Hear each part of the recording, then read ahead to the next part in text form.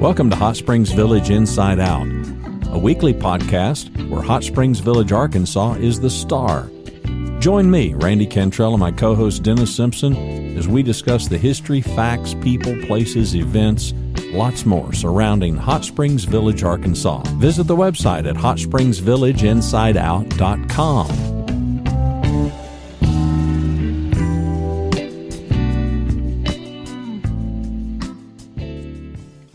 Hello and welcome to another episode of Hot Springs Village Inside Out. It's Dennis Simpson and Mr. Randy Cantrell, my co-host, and we have, as I say many times, a special guest, but this is extremely special. We waited on this guy several months. Chief Ricky Middleton. Ricky, how are you this morning, sir? Doing good, Dennis. How are y'all? Doing great. It is a pleasure. I tell you what, when I tell people what the village is like, in many ways, my friend, you embody what the village is because you've been everywhere and you came back and stayed and you got an incredible story. I can't wait to hear the story. Well, been around a long time, Dennis. Been here since February of 1980. That's when I started my career in the village. So it's 1980. 1980. I don't want to jump ahead too much, but I do want to make note. You started your career, as I understand it, here in the village with a very glorious position, if I'm not mistaken. What was that? I started in the ditches. Actually, I started on construction with POA on the construction crew, putting in water and sewer. Did that for about 5 years.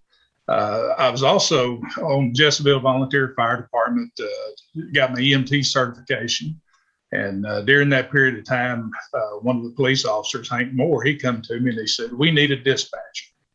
I don't know if you remember back during that time, the village was running the ambulance service too, Mountain Ambulance Service. So he was needing EMT dispatchers, and I had my EMT certification. He said, "Man, we need you to come up and dispatch for us." And I thought, that's quite a change from construction, but I'll give it a shot. Did you ask if it involved any heavy lifting?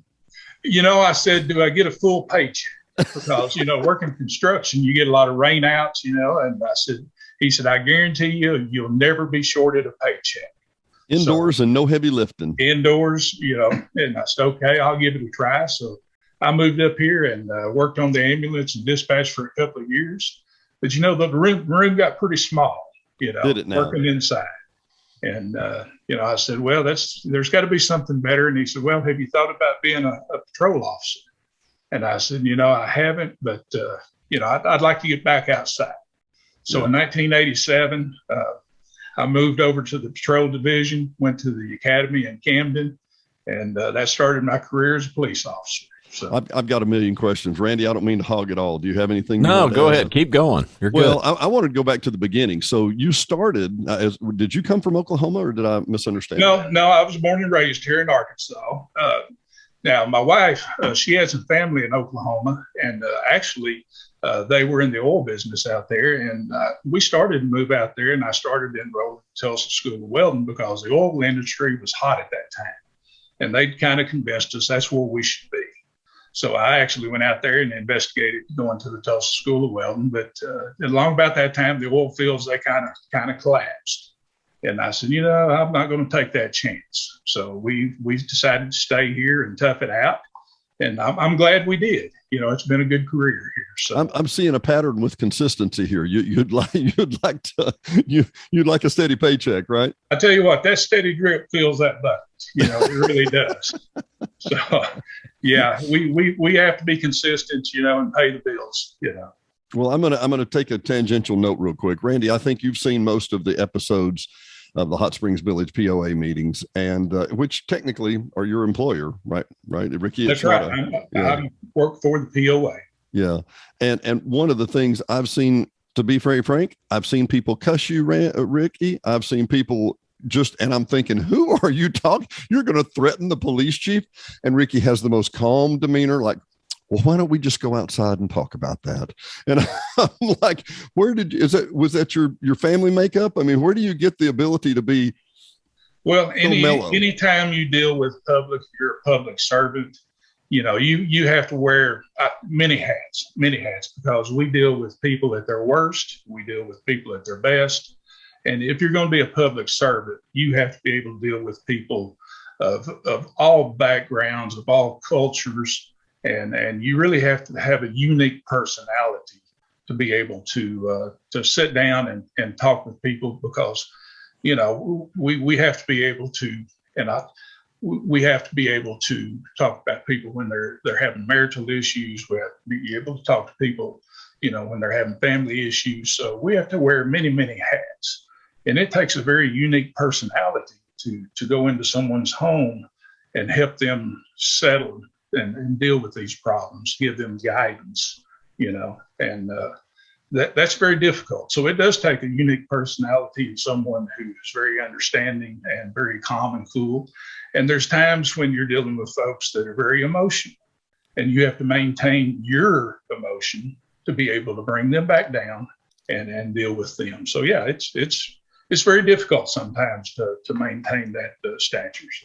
I haven't, luckily, I haven't had much experience with law enforcement division on that side. Right. But I will tell you, I have been in court more than one time. There were times I've done professional testimony, where I'd be a consultant and give professional testimony. And we were sitting in the courthouse one time, and there was a gentleman, a lady sitting beside me, and she had two little boys. And we had a teleconference set up between here and the jail, which was Pulaski County. So it was just a few hundred yards, and to see a little 4-year-old go up to the screen and go, "Daddy, Daddy, Daddy," and paw at the screen where her daddy was in jail is about as heartbreaking as you can imagine. And I realized at that point, it really hit me right between the eyes that law enforcement, it may look tough and macho and all that, but it's a lot of tough moments where you're looking and going, if you've got a heart in here, you're going, man, this is a hard thing to see. And people really don't recognize sometimes the things that our guys and gals in law enforcement have to deal with. People really don't understand and see the things that we deal with on a daily basis. And that's all law enforcement across the country. I mean, yeah. And they don't see the bad things that we deal with. And, it's really difficult. So, yeah. I mean, when you meet that officer and he may not be as friendly as you'd like for him to be and it may be because he's just dealt with something that you really don't know what he's just dealt with. Yeah. So, well, and you may not want to know. You may not want to know. That's right. And one of the things that has always crossed my mind, especially with watching you in the village, I tell people that, outside this gate is 88% of the crime rate. Outside this gate is 86% of the crime rate. And roughly inside the village is about 13% of the crime rate. And you told me one time that we have everything a big city has. We just don't have the same quantity of it. That's right. That's right. We have, anytime you have people, we have problems. We just don't have the quantity that the other cities have. So, we see the same things that the other places have, just not the same quantity. There's no way when you have, we have 16, 17,000 people in here. So we see the same things, that thank goodness we don't have the quantity that the other. Yeah. Well, and I heard, I had seen this, and I think I can put the stats together somehow, but we went 37 years without a homicide. Right. If I'm not mistaken. And that homicide, if I'm not mistaken, and I think I read this in the paper, was a elderly lady with dementia that thought her husband was having an affair, and she threw an ashtray at him, gave him a concussion. He died the next day. It wasn't murder per se. It was a very, very unfortunate series of events. But, that's the things that happen in life, right? That's the things that happen in life. And we see those occasionally, and thank goodness we've not had any of those things in a while. And we don't want that to occur. But anytime you have people have problems. And, when you think of homicides, we think of those very malicious, horrific type things. And sometimes that's not the case. You have domestic issues where things happen, bad things happen, and they don't mean for them to happen, but yet the final result is death, So, and well, tell me, we talked with John Paul, Tuesday, Randy? As we hit the record button. Today is what, Randy? 12/3? 12/3. Yeah, as we hit the record button today. And I was just mentioning, I think this is maybe our first ever morning recording. We usually record in the afternoons. But we were talking with John Paul, and he had said, and this used to be under your purvey, was the front gates, or the gates, both gates. and that they had 100% staff turnover at the gates in the last month. I cannot help but think that finding new police officers in the village for the village is a difficult thing too. Staffing right now is difficult anywhere in the country for any position. And yes, I'm having a very difficult time right now. I'm currently looking for 3 more positions, and it's a daily battle. I've spent this week interviewing, and to get people to show up for an interview. I mean, there for a while, 1 out of 4 people would even show up for it. It's very difficult. And then to find the qualified applicants. I have a rule that I will not hire someone unless they meet my requirements for working in the village, because I'm looking for a special type person to come in here. The people here, they deserve the best. And I'm looking for the best I can find to come in and serve these people, because this community is different than any other community in the area, and everybody in here is someone's grandma, grandpa, mother, and dad, and we're going to treat them that way. Can you tell us what positions you're looking for right now? They're patrol positions, just a patrol officer. And we do things in here, and, a lot of times folks make fun of what we do, like, the mailboxes being run over or the water lines breaking. But those are things that folks really need, services that people need. And thank goodness we have the time, to help folks with those type issues, because those are real issues. If your washing machine line's broken, your house is flooded, and the police department is the only number that you can get a live person to come help you, and we come out and shut the water main off, we've been able to divert the problem. We're not going to replumb your house, but we can stop it from flooding your house. How many officers are on your force? I have 21 positions, but right now we're short 3, and I have 5 that are non-certified. So, that's 8 non-certified positions that I'm down right now. I've got 2 in the academy that's going to graduate soon, 3 more to go to the academy.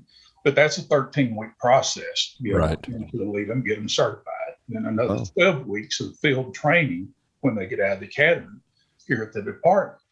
So, that's 25 weeks of training to get them ready to go to work on their own. So, it's a long, lengthy process.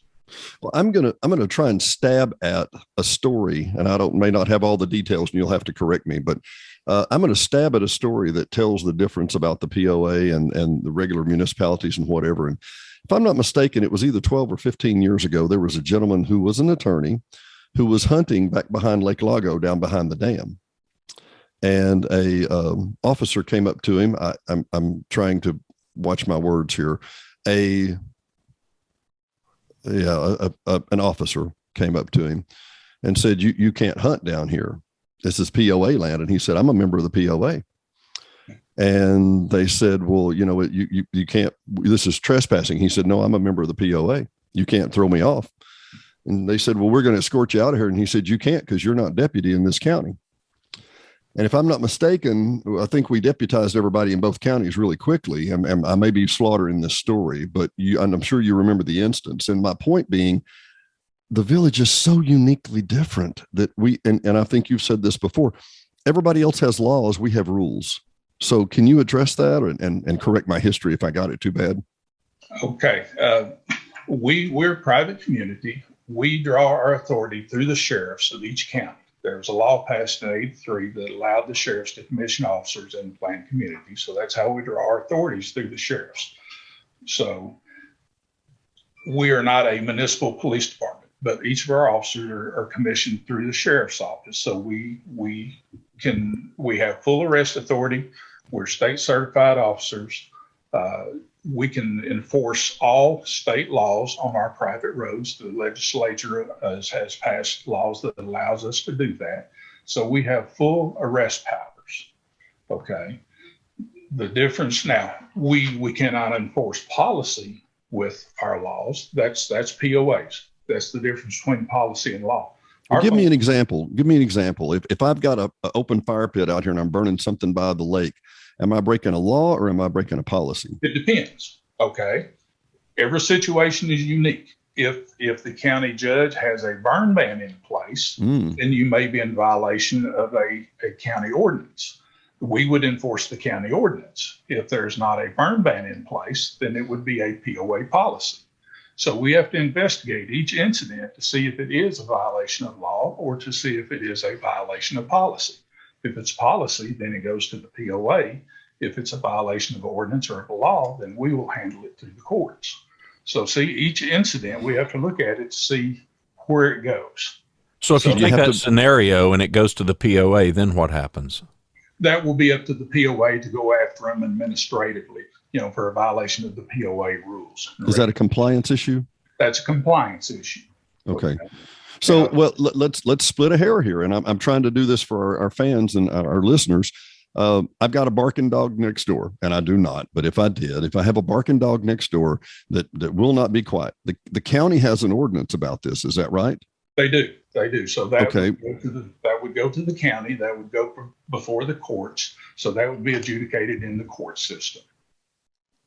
So if somebody's violating noise after 10 o'clock, is that a POA policy? Is that just a good rule of thumb? What is that? That's a county violation as well. So really? Right. That's a county violation. So there's ordinances that the county has made just for the village as well. Okay. And then there's standard ordinances that apply in the county that we enforce as well. So the property ordinances were written for the village by the county. If you have property that you leave refrigerators laying in the yard, or you have trash laying in the yard, okay, those can be enforced through the county because we have special ordinances that were written for the village to be enforced by county code. Okay, so there's some things like that a lot of folks may not be aware of that would go to the county courts. Okay, so I mean, if we were a municipality, then we would handle that through our own municipal system. But since we're not, it goes through the county system. Okay, the city of Hot Springs, they have their own municipal ordinances for the county or the city violations. Parking, speeding, things like that can be a city violation or it can be a state violation, depending on which one they cite them with. So, I mean, we're a little bit different out here. Okay.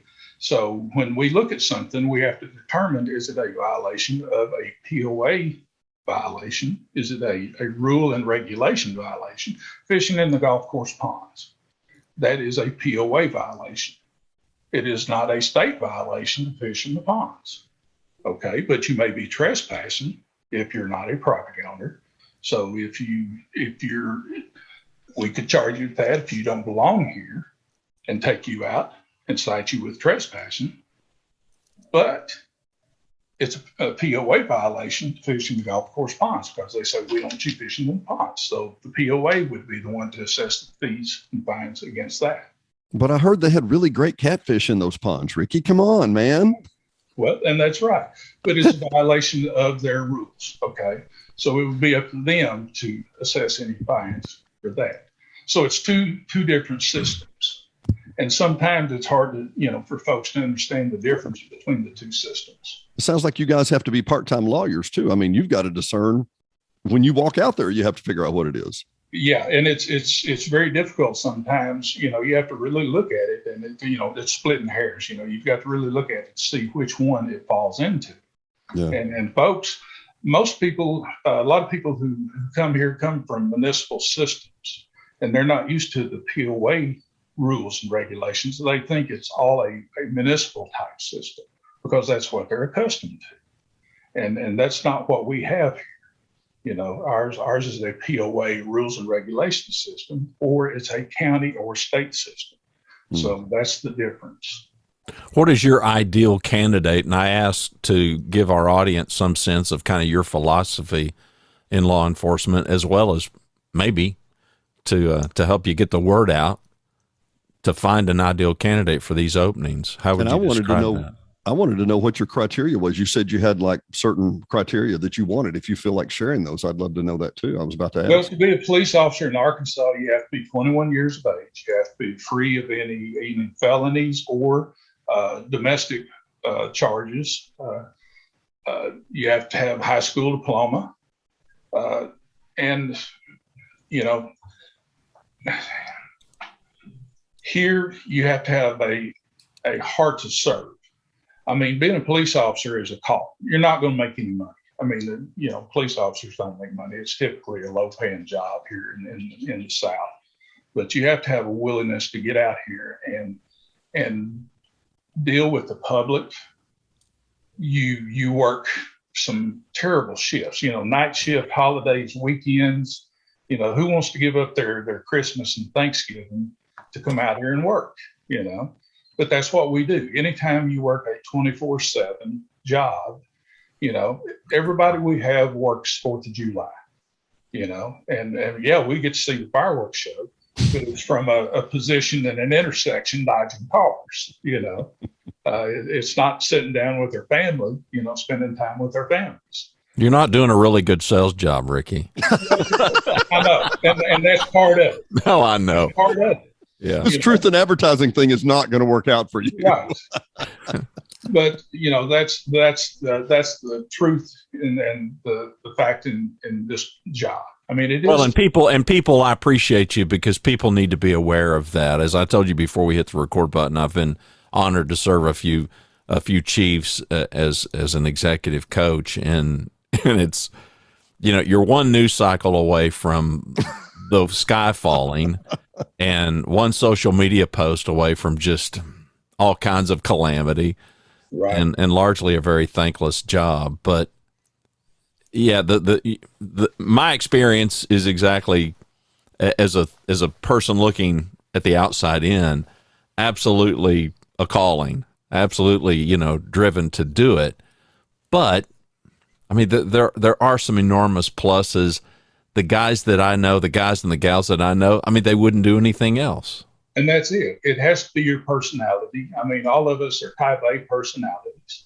You know, I could sugarcoat it and get you hired on, but you're not going to stay, you know, because when you find out what it's really about, you're going to leave. But you have to have that special personality. It has to be a calling. You have to love what you do, or you're not going to do this job. And many guys get into it and stay for a while and decide, hey, this is not what I want. You know, I've been doing this 34 years. If I didn't love what I do, I wouldn't be here this long. So, I mean, you have to love this type of work. Yeah, I mean, there's days that I think, you know, I ought to do something else, but then there's days when I wouldn't do anything else. I mean, it's a calling. It really Does the community attract a certain kind of officer? If it attracts a certain kind of officer that has experience, is there what would that be?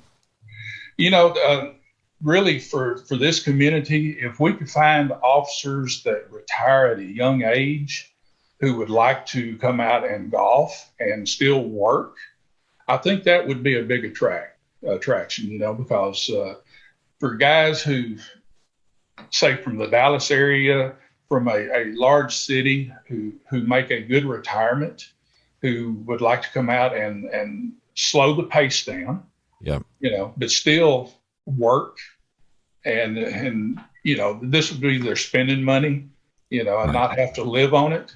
And the cost of living here is much less than a lot of the larger municipalities, you know.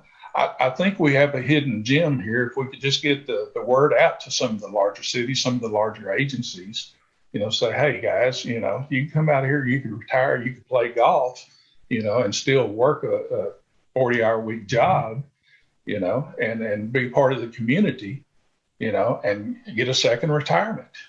Well, I'm going to throw out, and I'll just use a first name, but Aaron, if you're listening, I ran into a guy at the DeSoto Club this last week who was 48, retired from Little Rock Police Department, and loves it here.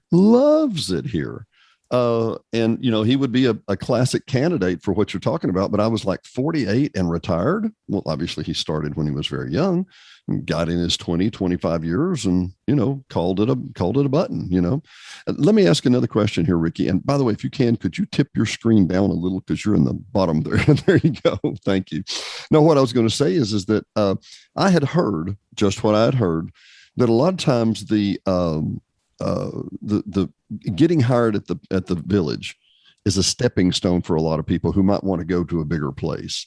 I can also see that, working in Dallas or Tulsa or Memphis and coming to Hot Springs Village, to me, this would be a breeze compared to working in a major city. I mean, a lot less stress, a lot less crime, a lot more, more cat in the tree calls than gunshots fired. Well, and that's true. But there again, I mean, we still have the dangers here. And I hear that all the time. This is the village. Well, I mean, and we tell all of our guys on the 4th of July, you're going to take a cussing and you're going to get run over. And if you get hit by a 5,500-pound car, it's going to be, bad. Whether it's a gunshot or a car running over you, it's going to be bad. So you have to pay attention, and when you're out there working the streets. Yeah. And now in the larger cities, it's every night. Here, it's not, So it is somewhat safer here. Let's have to pay attention. Let's talk about the 4th of July. And in particular, let's talk about the gates. Okay. A lot has been said. I personally think, I know you're not in charge of the gates anymore, but I personally think nobody has more insight into what really happens at the gates than possibly you did at least. Is there as much tailgating as we think there is, or as appears on social media? What's the real story here? Well, there's a lot of property owners who don't use their cards. There's a lot of vendors who their GPSs bring them to the gates. I mean, I'm not in charge of the gates, so I don't want to dive too deep into that. But I mean, use your cards. I mean, don't put your cards in your trunks or whatever. I mean, but there again, that's an issue that we could do a whole nother show on. I mean, so I don't want to dive too deep into that. If you're available, we can make time for a gate show. I promise. Yeah. But, I mean, our crime stats are still low. I mean, that's a whole nother issue. So you're saying, and I didn't understand this. You're telling me that many of the tailgaters, or a significant portion of the tailgaters, are people who own cards. They just don't think they need to use them. Well, that's true. I mean, a lot of the ones we find are property owners who don't use their cards, a guest whose GPS bring them to the gates. Right. I mean, there's many scenarios. Some of them are people who are trying to slip in. So, I mean, there's many scenarios there. How do you stop them? As a licensed security manager for the state of Arkansas, who hangs a lot of video cameras, I would advise everybody who comes through the gates to look up and smile, because you're on the cameras when you come through. Absolutely. We see you tailgate. We see you. I mean, it's astonishing to me that, anyway, you're looking at the camera. Do you not think the camera's on? So there's that. And I want to tell people, though, don't try to take it into your own hands to stop folks from coming in. I mean, that's one of the worst things you can do, because you never know who you're dealing with. I mean, with the road rage that's going on nowadays, I mean, you never know what that person just did. So, I mean, don't get into it with them. It is not your job to stop the tailgaters, right? Right. And it's dangerous. It's dangerous. It is. It really is. Well, let's go back. I want to go back to Mr. Middleton. Just became a dispatcher, then he went to the academy. I'm dying to know what the academy's like in some ways, but how did we become police chief? How did we get there? Well, through years of just keeping my head down, doing my job, showing up for work, getting my training, I'm one of those guys where, when I started, first of all, as a kid, I never said I wanted to be a police officer. I mean, that was not my goal. And I hear that all the time. All these little kids say, I'm going to be a police officer. I wanted to be employed. I wanted to, provide steady paycheck. Absolutely. So, through the years, I just progressed and got the training. And, when the position became available, I said, why not? I'll give it a shot. And 6 years later, I'm still here. So, and it's been a good ride. It really has. We've done a lot of things. One of the biggest accomplishments is the Citizens Police Academy. I was about to ask about that. That program has been a great program. That's one of the programs that I have that introduce old residents, new residents, to really what the inner workings are of the police department and other the coroner's office. For those of us that don't know anything about that, Ricky, explain what that is. That is a program that I put on. It's an 8-week program, one night a week. I invite people out, and usually I've had as many as 50 people come to this class. And for a couple hours a night, I talk about what we do in the administration of the police department, talk about the patrol division, talk about the criminal investigation division, let those guys come in, show them about fingerprinting and talk about what they do, bring dispatch in, let them talk about what the dispatcher does, the calls that they have, how the dispatch works, the 911 system, and then we bring in the fire department, let the fire department talk about what they do, the programs they run. I bring in the coroner's office. He talks about what the coroner does, if you have a death, what to expect, the steps to go through.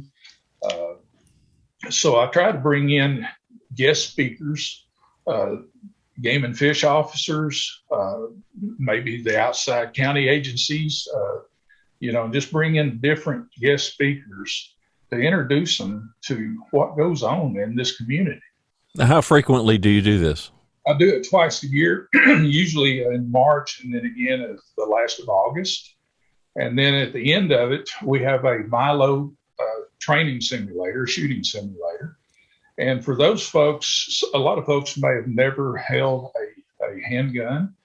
A lot of folks may not be familiar with what police officers go through. So I'll run some of these simulations and let them be a police officer for a few minutes. Let them make the decision, should it be a shoot or a no-shoot situation, and let them, be that police officer and say, okay, you make that decision. You have a split second to determine what action should be taken. Is it humbling? Yes, it is. I bet. And I bet. It's amazing. Their heart rates, their heartbeat will go up, their adrenaline dumps. It really, really is effective. It's a fake gun and a TV screen, and it still scares you. Exactly. So how many people have gone through this? Any idea? I forget the numbers. This is the 6th year we've been doing it. There are at the end of it, they get a chance to join an alumni association. We don't receive grant money from any outside agencies. So the very first class, one of the property owners said, how can we help you? Because you don't get any outside funds. How can we help you get equipment and so forth? So they were able to establish a 501c3 group. So right now there's about 150 members in this group who actually go out and raise funds. And what's the name of this group? Hot Springs Village Citizens Academy Alumni Association.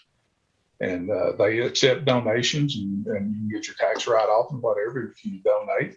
And then they have donated over $150,000 worth of equipment to the department over the years. And part of that's through they have a golf tournament, if I'm not mistaken. Each year we've had golf tournaments, and they try to sponsor any officer who wants to play free of cost. And this year, I believe we had 160 players that played. It was great. It's really, really good tournament. If people want to know more about that, do you know off the top of your head how people could find out more? Yes, absolutely. Bruce Caverley, Ruth Caverley, they're big. I don't have the number with me. It's all right. We'll include it. So those of you that are listening or watching this when it comes out, just go to our website to this episode, and we'll put links and phone numbers. Also, they have a Facebook page as well. The Hot Springs Village Citizens Academy Alumni Facebook page. There's great. There. Yeah, we'll include all of that. Yeah, and if somebody is interested in joining the force, if somebody wants to learn more about the openings that you've got and apply, what's the best way for them to do that? Well, they can contact me. The village website, the village PO website, we have applications for the classes. You have to go through the class to become a member of the alumni. That you can fill out an application and go through the class. And like I say, we take those applications all the time. But as far as officers, if you're looking looking to hire people, best way for that. To hire people, same thing. The village website, go on there and under the HR section that you apply as per the police officer and fill out the application. And then we'll go through the applications and call them in and look at it. We'll include all of that too in the show notes. Go ahead, Dennis. And, well, I was just going to say, for people that haven't interacted with the police department, this is not normal. It's not this is not what you're going to see in a major city. 501-922-0011. Is that it, Ricky? 922-0011. That's our non-emergency police department number. Exactly. And you think when you call the police department, you think, well, it's got to be something important. It's got to be whatever. I was sitting at my office looking out over the lake, and here comes a little paddle boat whizzing down the lake. And I know it's headed right toward the spillway. So I pick up the phone and call 922-0011. And I said, look, I'm going to get I'm going to go retrieve a paddle boat. It's not mine. I'm not stealing it. But if anybody calls in and says they're missing a paddle boat, tell them to come to 32 Sierra Drive or call me or whatever. And it wasn't just a matter of time until somebody did. All that said, it's calling that 0011 number is it's common sense, really. And it's a friend you can talk to and say, hey, look, this is happening. What would I do? And just like Ricky, if anybody called 0011 and said, hey, I just saw a tailgater, the advice on that phone would be, do not pursue them. Right. Give us the license plate information, give us the vehicle information, and we'll send an officer to investigate. We answer our phones 24/7. You get a live person. Just try to get us as much information as possible. We don't want you following the people. We don't want you chasing them down. Just provide us with the information, and we'll do what we can to check them out and see what's going on. Complete this sentence for me, Ricky. The number one thing I wish citizens inside the village would know is? Call us if they think they need the police, and call us as quickly as they can.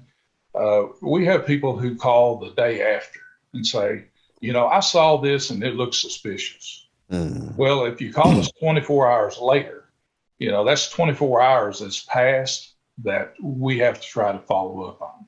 Because we have people who said, I saw this suspicious car yesterday at this house that's vacant.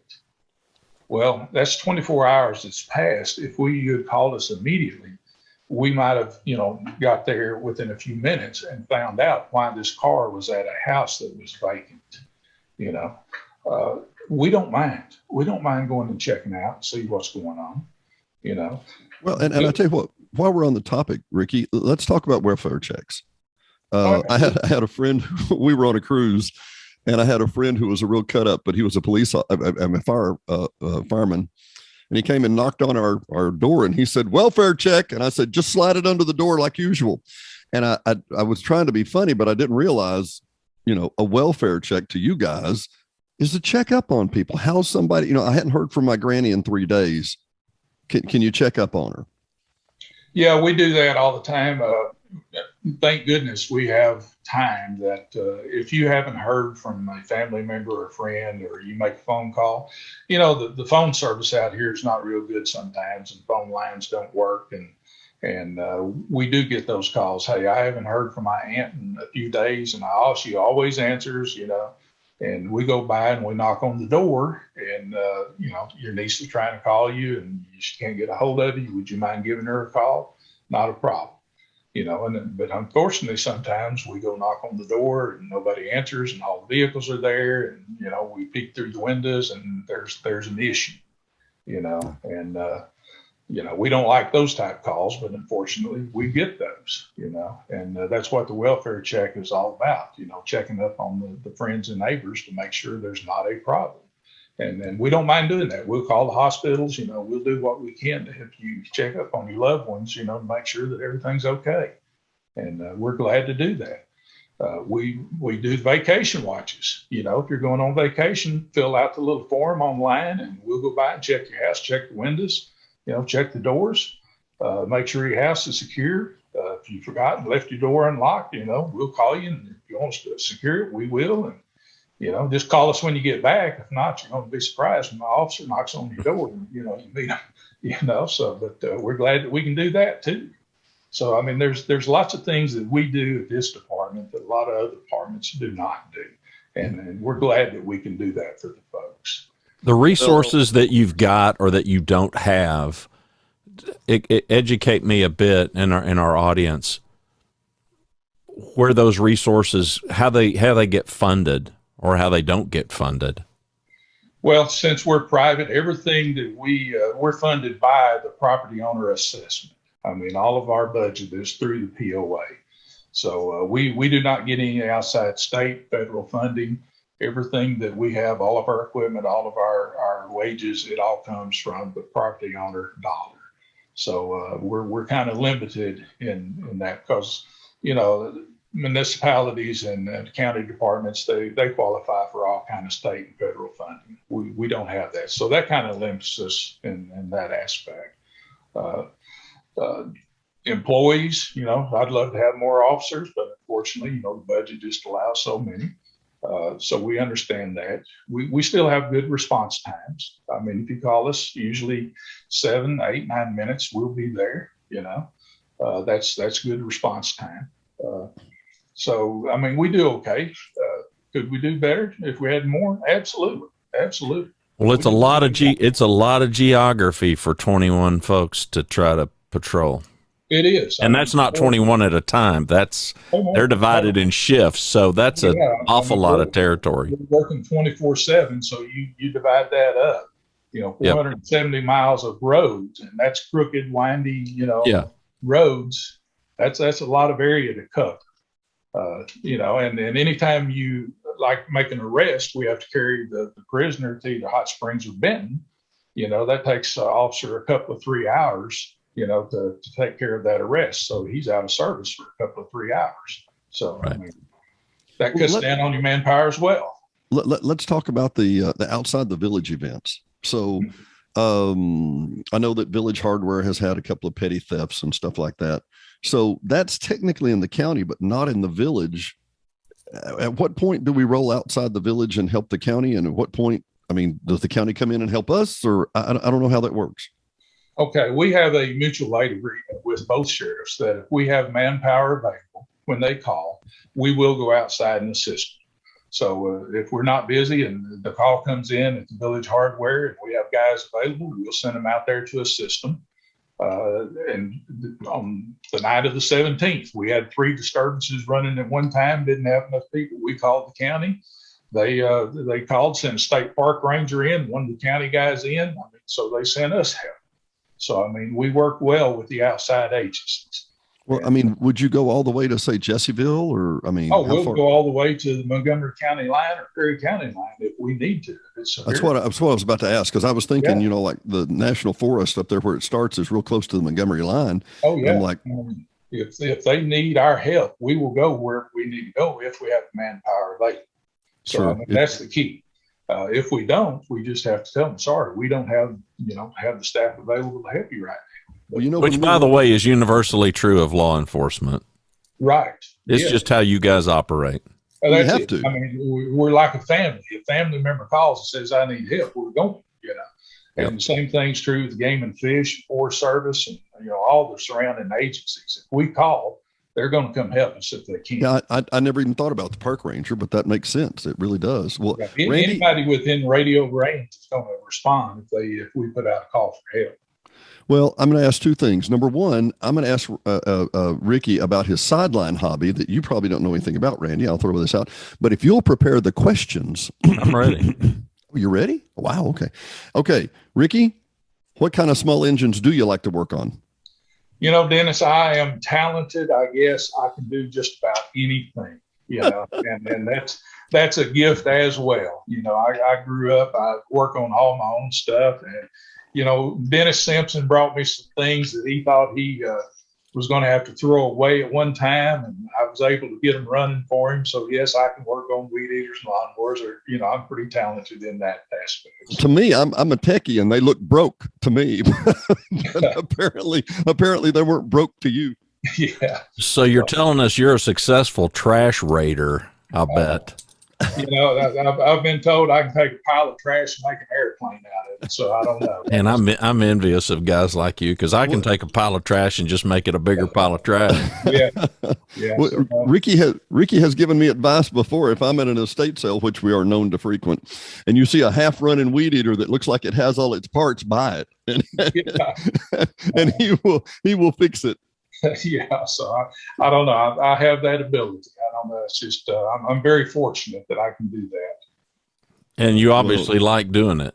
I do. That's my quiet time. That's my stress relief. That's your therapy. It is. All right, are we ready for the lightning round, Dennis? Yeah, I think we're ready for the lightning round, but I can see Ricky now. Honey, I've had a really stressful day. I'm going to go out and change some floats on the carburetor in this little weed eater. Yeah, anyway. Well, I'd be ready for a shooting range if I had to go do that kind of stuff. All right, this is going to be quick and easy and fun, Ricky. Okay. Hiking, boating, golf, or tennis? Boating. Hamburger or taco? Hamburger. Beaches or woods? Woods. Are you an introvert or an extrovert? Extra. If you had a warning label, what would it say? Back off. Don't poke the bear. Favorite sport? Hunting. Appetizer or dessert? Dessert. And it would be? Ice cream.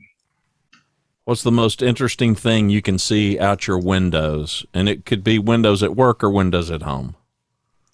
The deer in my front yard. Ooh. Reading, watching, or listening? Watching. Sneakers, sandals, or hiking shoes? It'd be hiking shoes. Wash dishes, mow the lawn, or vacuum the house? Mow the lawn. Do you have a nickname? My uncle did give me a nickname when I was a kid. And it would be? It's Doings. Doings? He called me Ricky Doings. Okay, we got to hear the story. How'd that come to be? You'd have no idea. Always doing something. Your very first job? My very first check earning job was working for the DeSoto Club, bussing tables. Really? And what year would that be? Oh my goodness. I was probably 13 years old. So it'd probably been 73, 74. Good Lord. Look at you. Yeah. Favorite movie? Boy, that one's tough because I have so many favorites, but I really love a good Western. I had a feeling you'd say that. True Grit. Okay, well, name a few of them. Man, I love Gunsmoke. I can watch Gunsmoke, Yeah. I can sit and watch it for hours. The Mayberry of Westerns. The Mayberry of Westerns. Absolutely. Okay, if you were a superhero, what power would you have? It would have to be, I don't know. I think it'd have to be strength. I mean, just rugged power. What would you sing at karaoke night, assuming you would sing? Oh my goodness. Yeah. I can't carry a tune in a bucket. But if you could, what would you sing? God Bless America. Oh boy. Oh, look at him. Gonna go patriotic on us. Yeah. Favorite musician or band? Are you much of a music guy? Yeah, I like rock. I think I'm going to throw you a curve here. I'm going to go Moody Blues. Well, look at him. Yeah. All right. School. Very first concert that you ever went to. Last question. Heart. Was great, wasn't it? Yeah. How old were you? Oh my goodness, 16, 17. Used your money from bussing tables, didn't you? Absolutely. Heart. That's you excellent. started when you were 13. Is that what I heard? Yeah. Yeah. We used the old punch time card up there at the soda club. I mean, Because your parents didn't want you in the pool hall, right? yeah. I mean, that was years and years ago. I tell you what, Ricky, it has been a sincere and delight pleasure. I have one more question. Okay. Will you come back on and be with us again? Oh, absolutely. Man, we would love it. You're a wealth of knowledge. I know we haven't even touched the top of the iceberg. In my mind, I'm hearing you tell the story. And Randy, think of this. You and I drive around the village and go, yeah, there's that, and there's this, and there's that. Rick must have to drive by and go, I remember when I dug that ditch, and then we put this line up here, and boy, that one was a real pain in the butt. And this, do you see it that way? I have been all over this village. Yeah, absolutely. Absolutely. I mean, there's lots of history in this place. I mean, really is. Well, all the places I think are hidden, you probably don't think are that hidden. Claro, Razzo, that kind of stuff. Yeah. Oh, yeah. I mean, I can remember when there was Iron Gate, just past the Minorca Hill, Really? I worked for Cooper Survey and helped survey Coronado Golf Course. I mean, yeah. I had no idea. And I tell you what, I've always wanted to know about that. I really do. So for our listeners and viewers, stay tuned. We'll have Mr. Ricky come back with us and we'll record more with him. But for now, I'm Dennis Simpson with Hot Springs Village Inside Out, and he is? I'm Ricky Middleton. Appreciate it. Thank you very much. Exactly. Well done. Well done. Thanks for listening to another episode of Hot Springs Village Inside Out, a podcast where Hot Springs Village, Arkansas is the star. Please subscribe to the podcast. You can do that by visiting our website, hsvinsideout.com, and tell a friend.